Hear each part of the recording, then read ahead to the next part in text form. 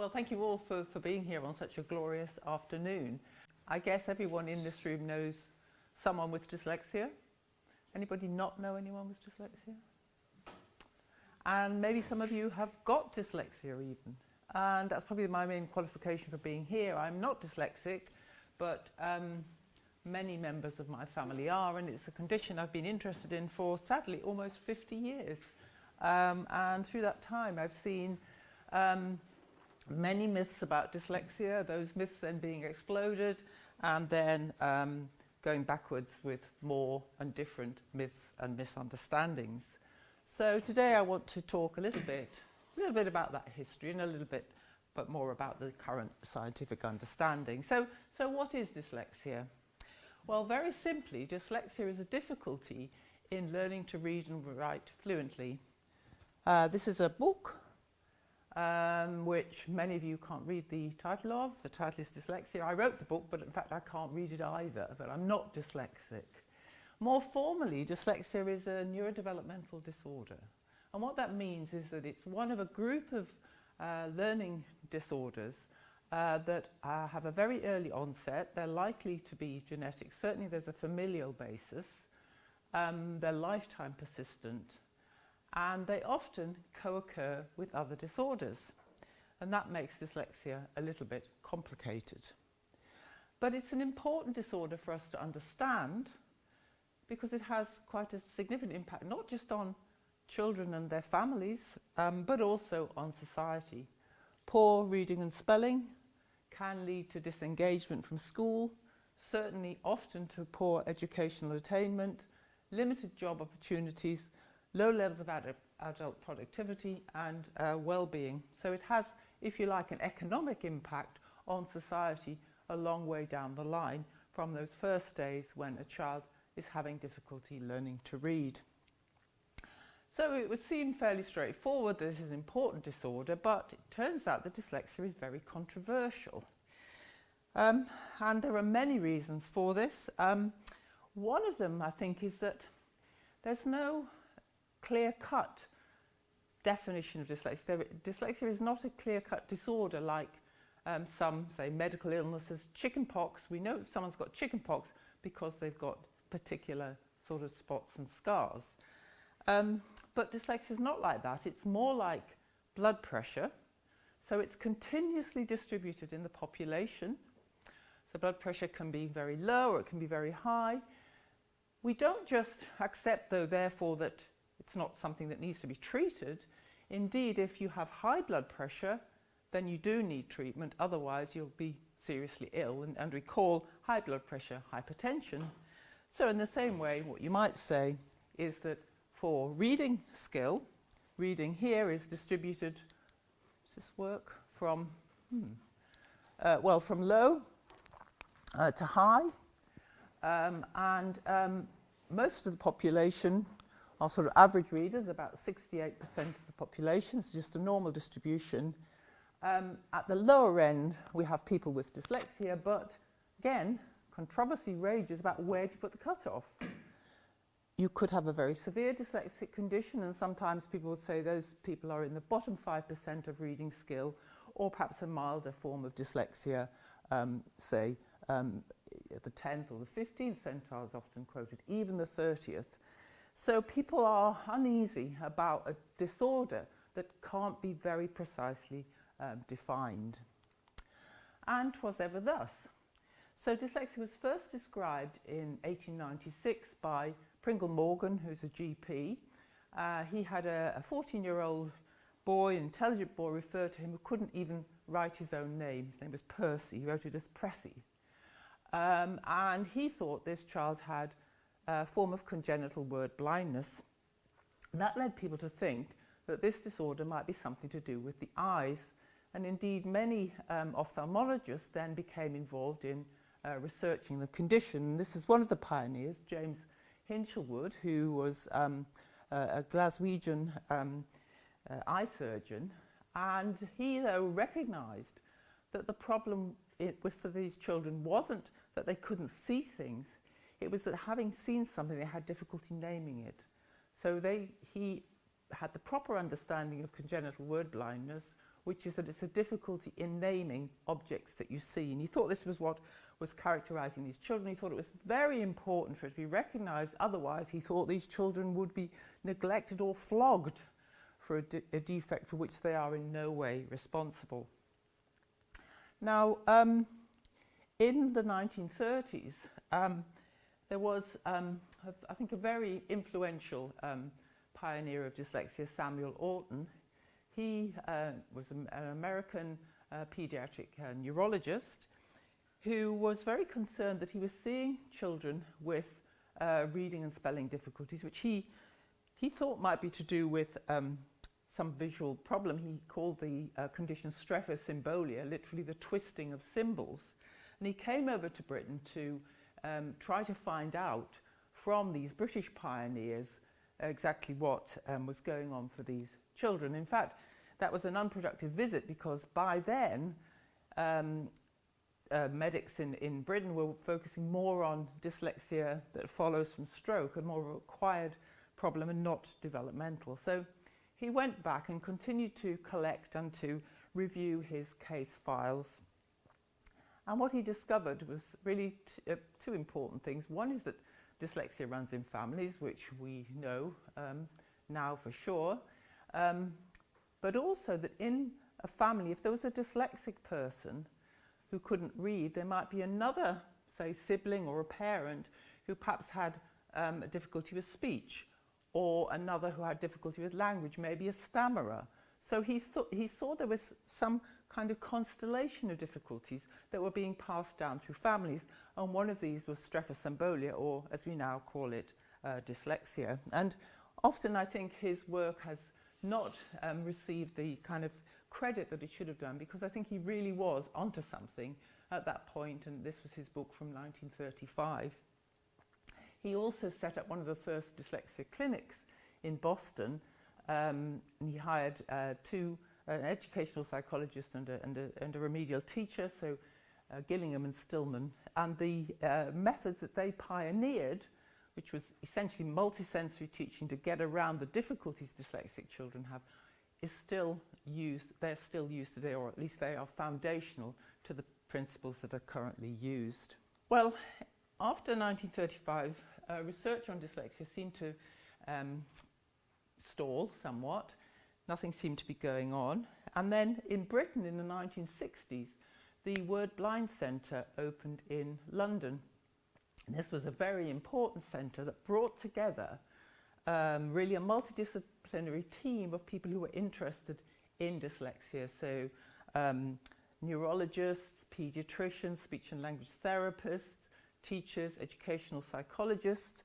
It was in Coram Fields, opened by no less than the Princess Margaret.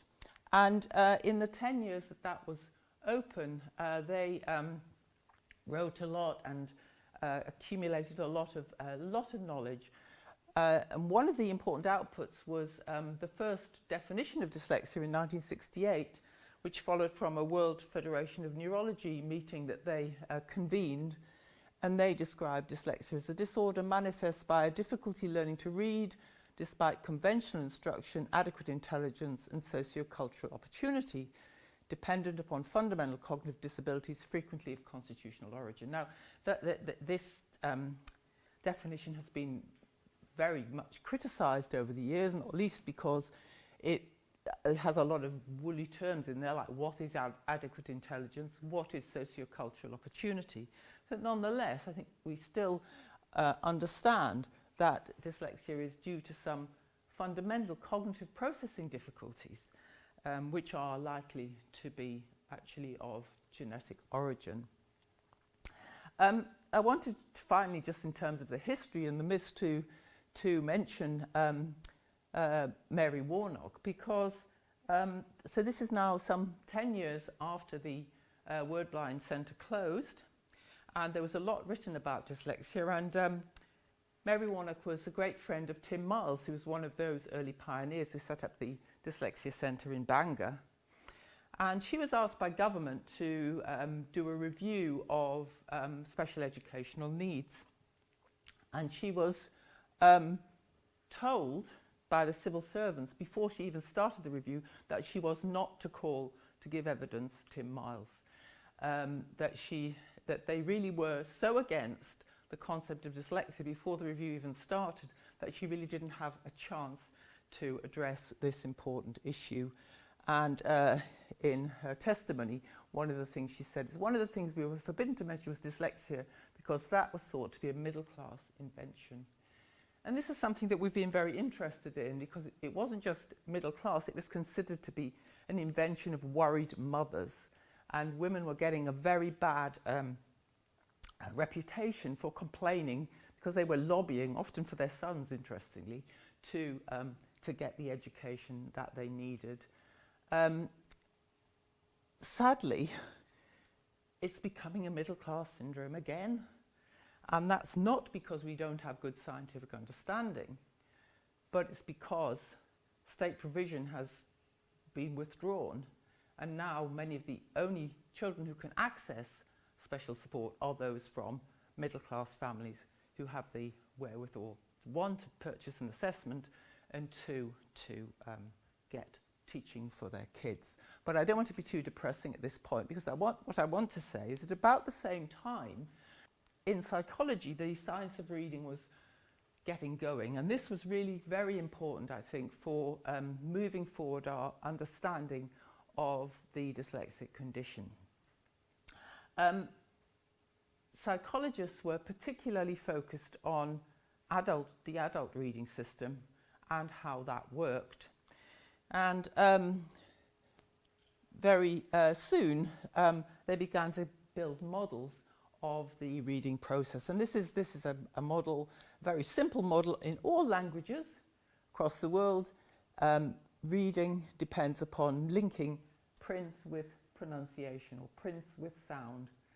In an alphabetic system like English, the print is in letters or graphemes, and the sound structure is the phonemes, the individual speech sounds of words.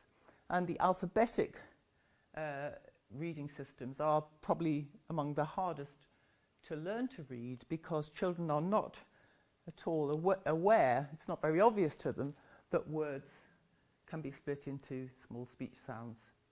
So a cat is a feline animal, it's got whiskers, it's got fur, but they don't think of it as a cat.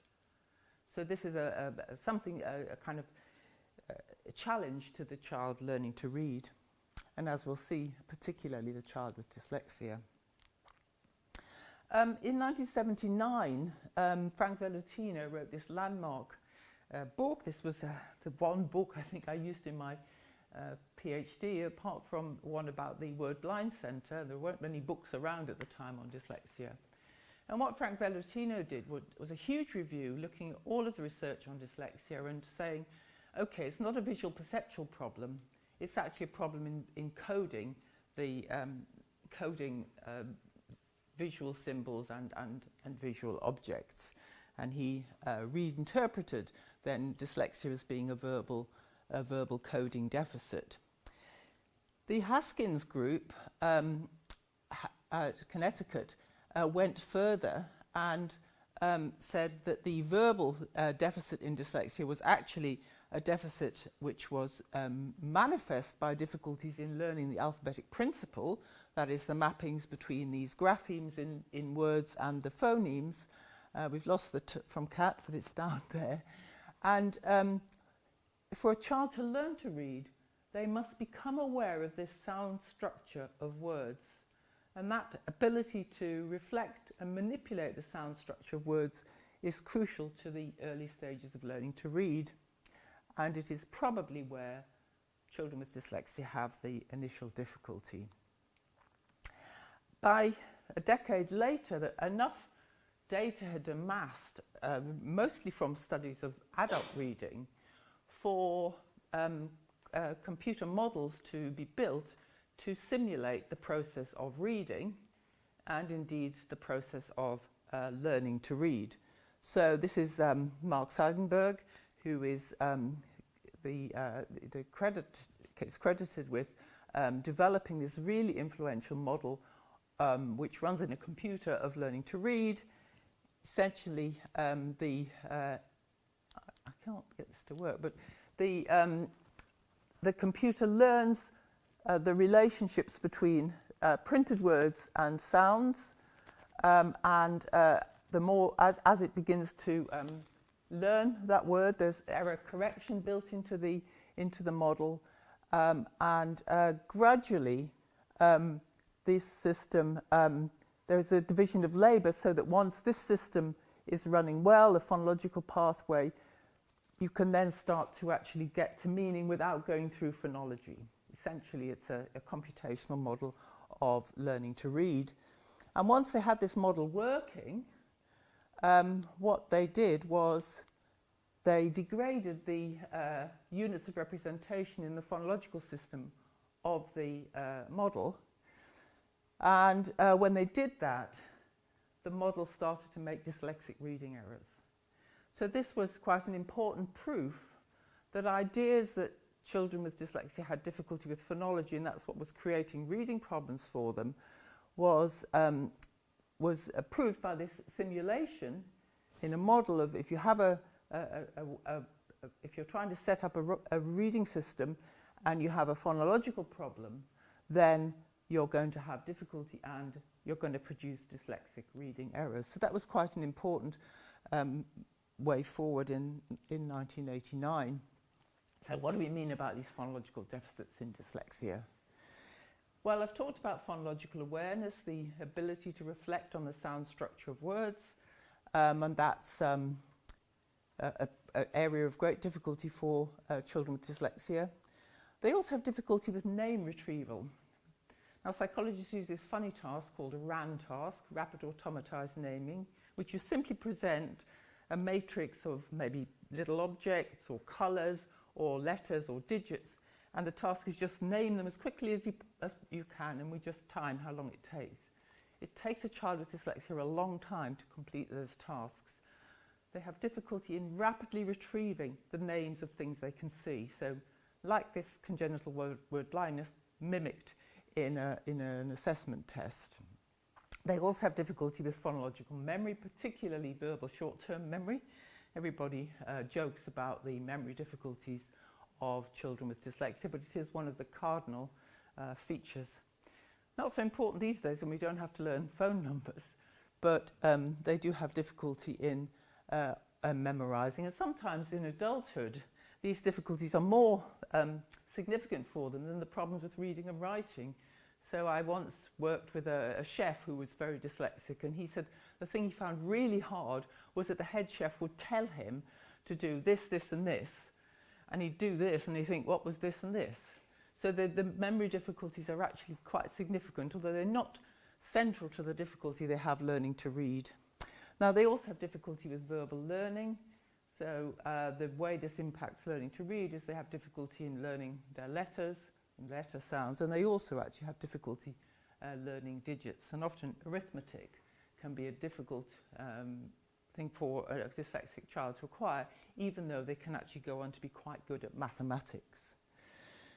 So one of the worst things about dyslexia is when you have something important to say but you can't find the words. So word finding difficulties, very, very common. And I should say, in relatives of people with dyslexia like me, this is my symptom. I've definitely got this, word finding difficulties, and the older I get, the worse it gets. So look out, everybody.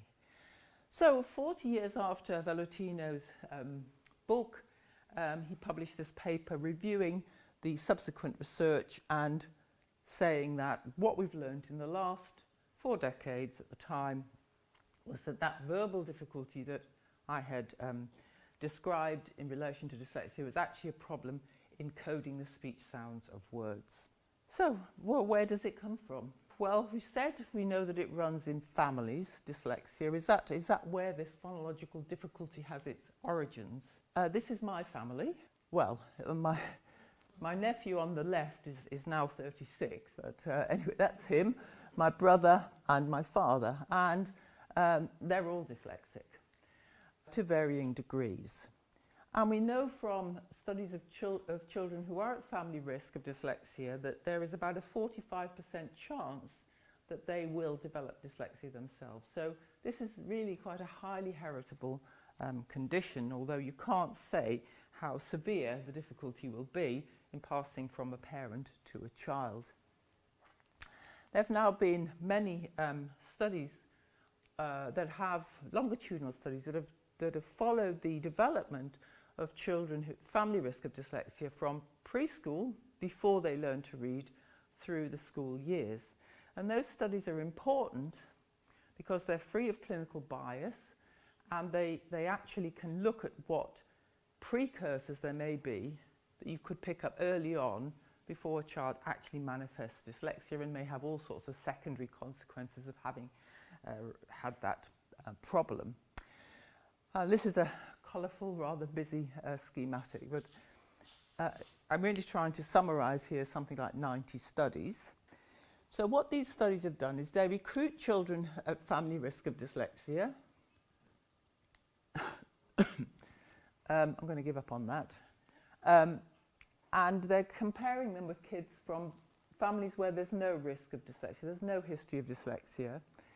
And they follow them developmentally. Some studies start in infancy, but more likely they start around 3.5, and they follow them to about year 2, at which point some kind of diagnosis or identification process happens. In the preschool years, they're looking often at language processing skills and pre-reading, and also then obviously in the school years you can look at reading development.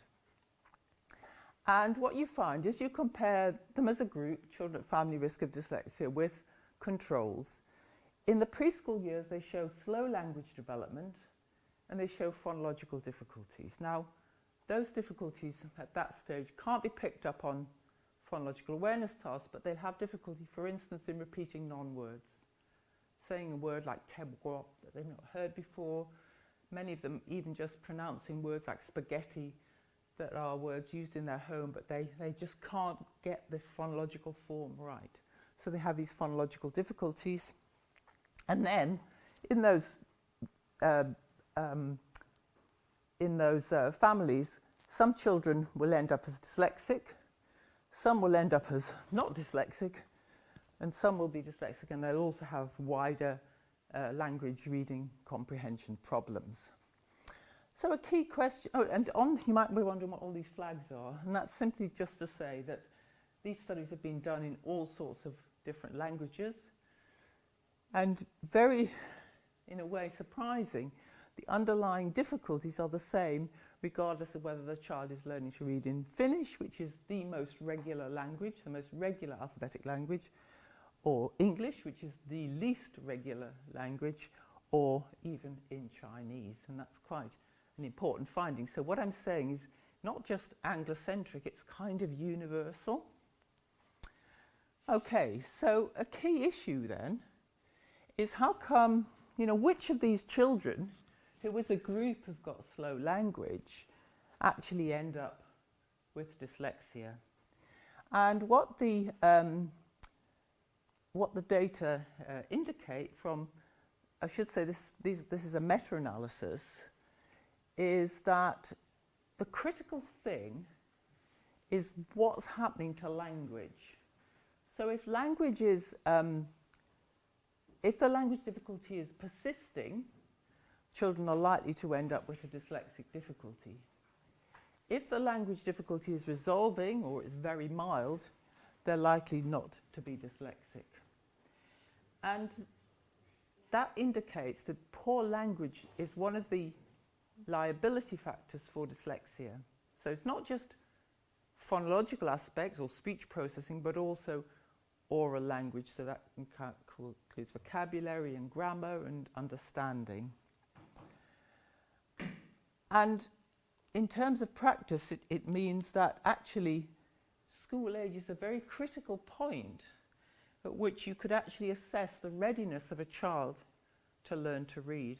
And you could look then to see how proficient their language skills were or are.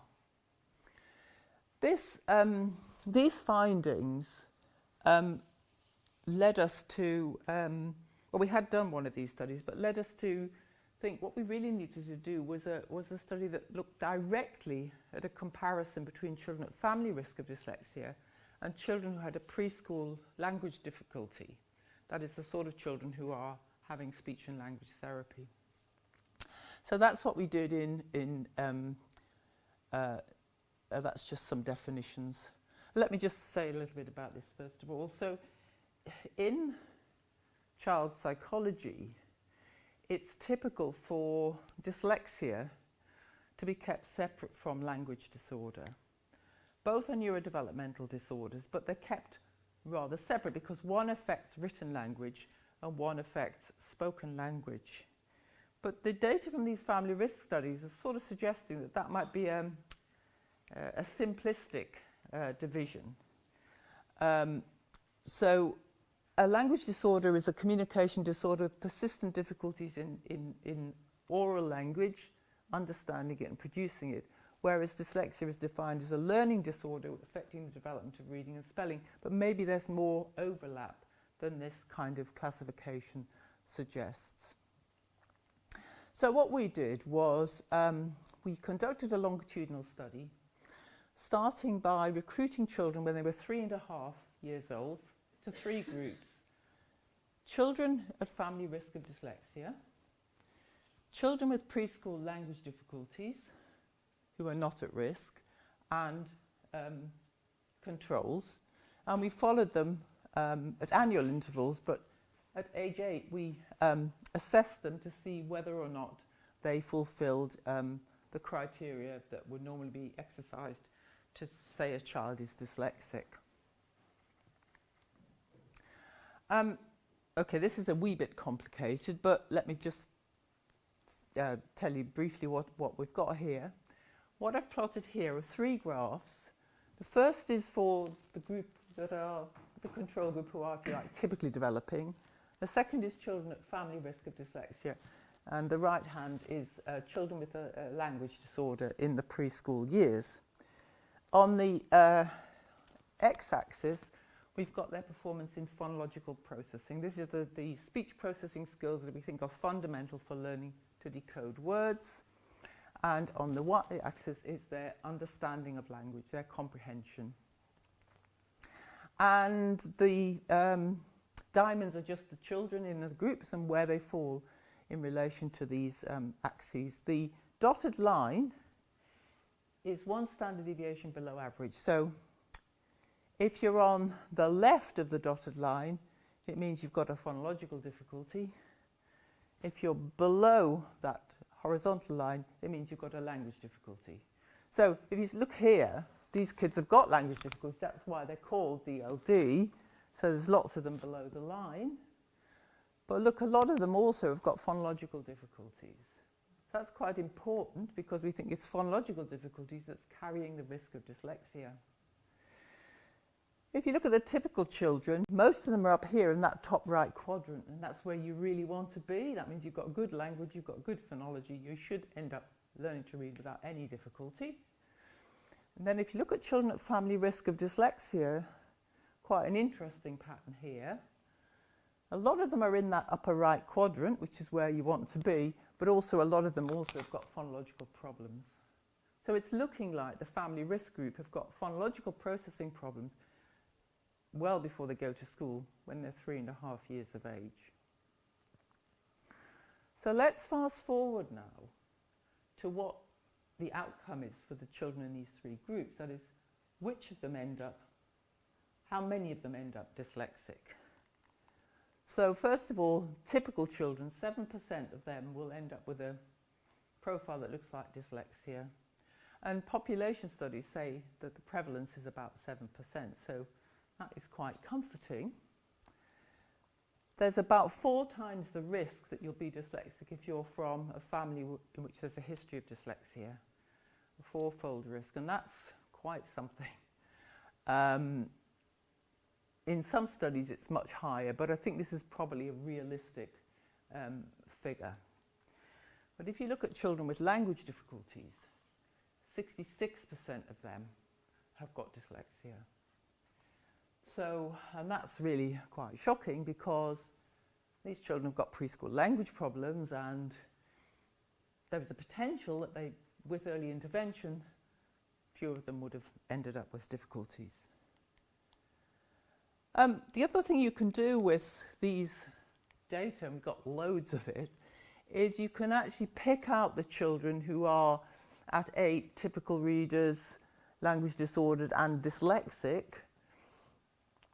and you can look at their characteristics. So this was the outcome. It's actually a big study, but even in a big study, because of the low prevalence in a way, you don't get that many. But you've got children here with dyslexia, and you've got children here who've got dyslexia and language disorder, and you've got some other groups. But just for simplicity, I'm going to show you now some of the developmental data from children who've got dyslexia, who don't have a language problem, and children who've got dyslexia who have a co-occurring language problem. And this bit's a bit complicated, so you can don't worry too much about it. What I've done here is I've plotted the size of the deficit, the kind of how, if you like, the magnitude of difficulty that they have. The green are the children who are dyslexic with a language impairment, and the blue are children who have just got dyslexia. And this shows their performance on language tasks when they are 4.5, 5.5, and 6.5 years. And what this says is, those children with language disorder have got language disorders. Actually, they're huge disorders, over 3 standard deviations from the mean. It's really poor language. The dyslexic children haven't really got language problems. They've got some slight difficulties when they're 6.5, but there's certainly nothing showing in those preschool years. But I'm going to show you now phonological processing. If you look at, just try and memorize the colours there. Oops, sorry, I should not have moved the thing. We've got a different pattern, because now you can see these dyslexic children have got more substantial difficulties in the preschool years. This is the blue, but not as bad as the kids who've got dyslexia and DLD. And when you actually look at their pre-reading skills, the two groups look pretty identical. They've got significant difficulties in learning letter sounds, and they've got significant difficulties on these rapid naming tasks that I described. So what this is looking like is there's 2 different pathways here to being dyslexic. One is to have a family risk, and the other is to have an oral language problem. And the kids with the oral language problem have typically been completely ignored in any provision. So what we've begun to realise is there are 2 pathways, there's probably at least 2, to poor reading. You can have poor language, and that comes along with poor phonology, or you can just have poor phonology. And that just says it in a more complicated way, so I'm just going to skip over that. This is a model of learning to read that we've developed. This is a schematic representation of our longitudinal data. And what is very clear from following typical children as well as these children at risk is that although reading researchers have tended to focus on difficulties learning to read as being problems with phoneme awareness and letter knowledge, which is the 2 things that you need for that alphabetic principle, that actually underneath that is a layer of language, and you need language as a foundation to predict individual differences in phoneme awareness and letter knowledge, and then together they predict how you're learning to read, and actually much later how you understand what you're reading. So I think there are 2 risks for dyslexia. So since my PhD in 1979, I've been arguing about this risk, difficulty with phonological processing leading to dyslexia, but also I now believe there's a second risk, which is one that's really very important, which is that children with oral language difficulties are at very high risk of learning to read. And what we must be doing for those children, because we know who they are, is intervening very early on. um, so that by the time they get to school, or certainly within the first year of school, they have a stronger foundation for learning to read. Okay, so just a little bit more on the causes of dyslexia. I've been talking really about cognitive causes, but I've also hinted that there's some familial tendencies towards dyslexia, but that doesn't mean it's genetic. Very few disorders are purely genetic, one or two monogenic diseases, but most disorders are a combination of genes and the environment, and because of course genes act through the environment, we now know from large-scale genome-wide association studies that there are many genes that are associated with dyslexia, very many genes, and they've all got very small effects. But if you add them up, you can have a considerable genetic load that may lead you to get dyslexia. And actually with a slightly different genetic load, and I'll come back to that in a moment, you might get another one of the neurodevelopmental disorders. So just a word about the environment. Don't have time to talk about it, but of course, regardless of your genetic disposition, there's all sorts of environmental factors that will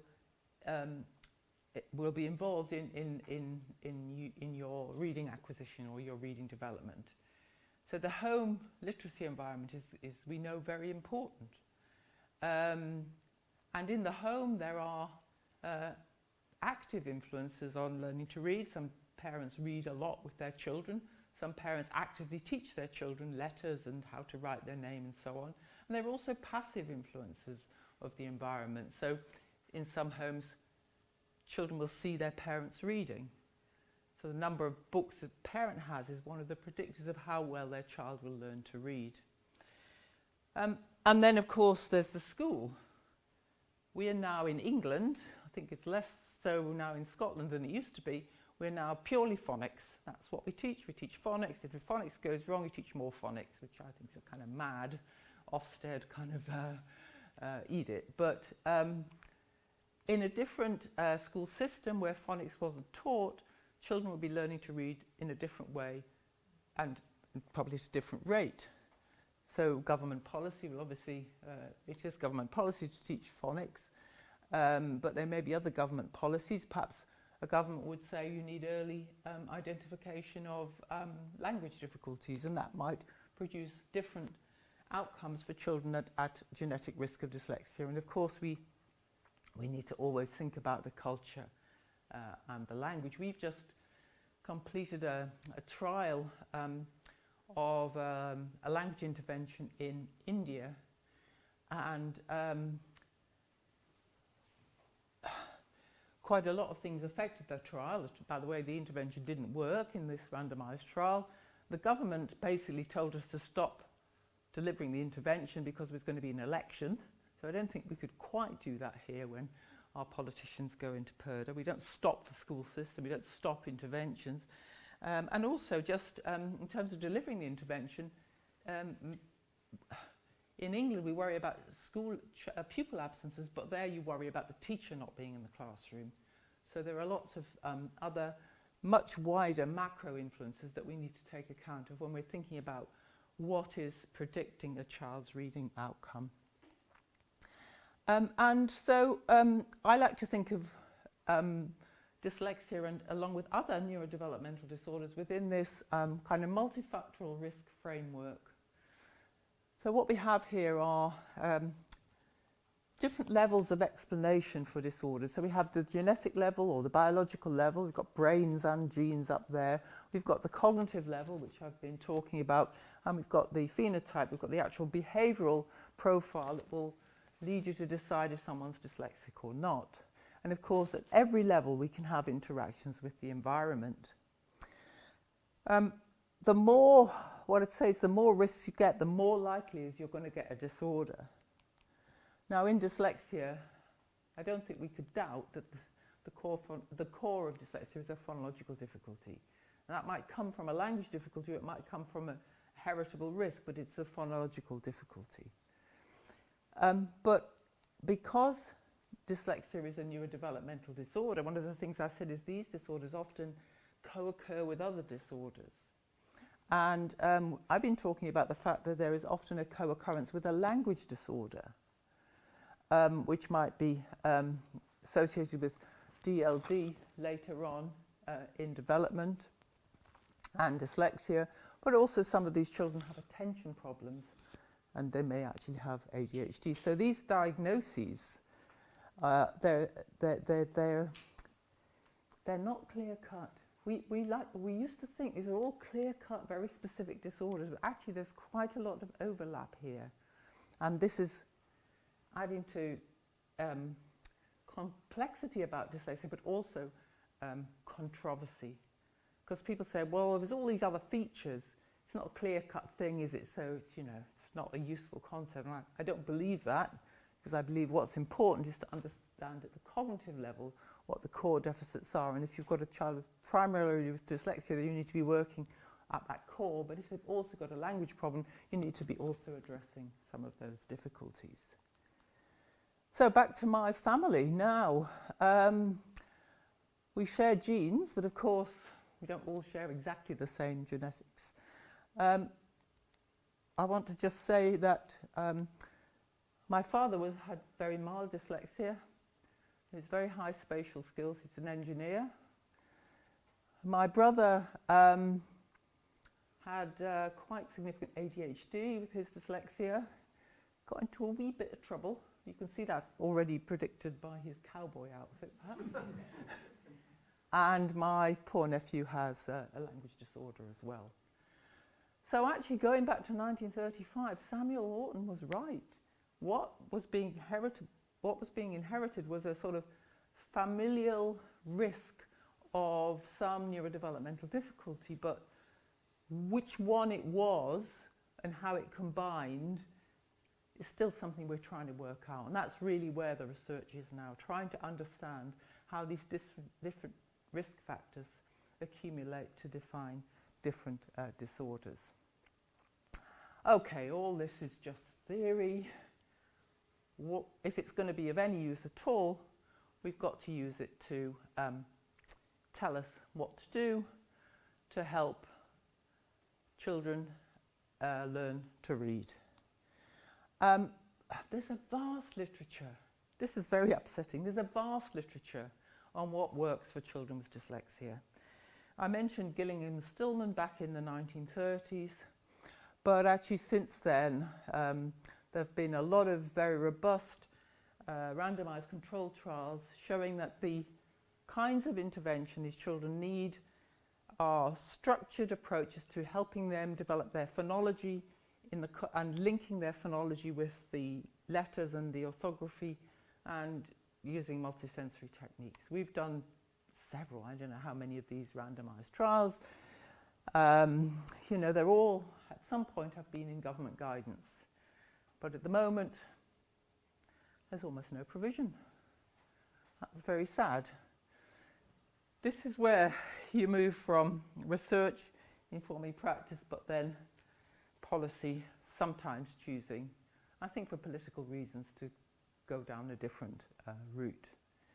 And people are very worried about equity, but leaving behind children who can't read is not really achieving that. Also, I've spoken about language, which is what I primarily work on now, and I've said that language is really the foundation of this alphabetic principle that's needed for learning to read. So what we need to be doing as well is helping children to develop their oral language. And we've run 4 randomized trials of a language intervention called Nuffield Early Language Intervention, otherwise known as NELLI. This is an intervention which is delivered to children in the first year of school, reception. It's a 20-week intervention delivered by trained teaching assistants. We have an online training for those assistants. And it has 3 themes. It trains narrative skills, telling a story essentially, vocabulary instruction, and listening comprehension. And in the second 10 weeks, that work is supplemented by work on the alphabetic principle, letter sound knowledge and phoneme awareness. And these are robust trials. So remember, in our control group, always in England, we've got a lot of children learning phonics. But what we're concerned with here is not really the impact on phonics, but the impact on oral language. And in all of our trials, this has been found to be effective. We've also developed a screening measure called Language Screen, which has 4 tests: a test of receptive language, receptive vocabulary, expressive vocabulary, grammar, and listening comprehension. And we've shown that if you screen children at school entry, it's on an app, teachers can do it, takes 10 minutes, you can identify children with language needs. And if you then go on to deliver this intervention, their language will improve by some 5 months over and above the number of months that have lapsed. That's also been evaluated by independent evaluators. So, yep, it does work. And fortunately or unfortunately, during the pandemic, the government, DFE, was very concerned about children who were coming to school with poor language because they hadn't had preschool education or they hadn't had much talking to, and they were looking for an evidence-based intervention to roll out, and we got the contract essentially. So we had to quickly spin out an Oxford company, and we have delivered this intervention now in something like 11,000 schools, and something like 1 million children have been screened on our assessment. Every year the government says they're not funding it anymore. We've just had a change of government, and one of the things about the Labour government is they said they would fund it, and so they are going to fund it, so we think, but actually I think schools have started and we still haven't got a contract, but we've got to be delivering it now. But so we don't know about the long-term funding, but this is definitely an effective intervention. But guess what? Dyslexia remains controversial. And it's books like this book, which was published in 2014, that have been very damaging, I think. So scientists saying that there's a lot of confusion in the field of dyslexia. People can't agree on what it is. It's not a useful concept. And hence, local authorities no longer being diagnosed by councils who called the disorder of scientifically questionable.